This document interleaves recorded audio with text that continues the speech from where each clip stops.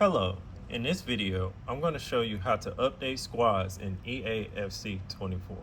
Updating squads is a little different from previous entries.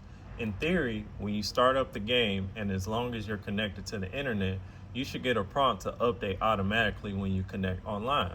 If, however, you want or need to do a manual update, use the following method. First, make sure you're connected online and signed into the PlayStation Network, Xbox Live, or EA account, depending on your format.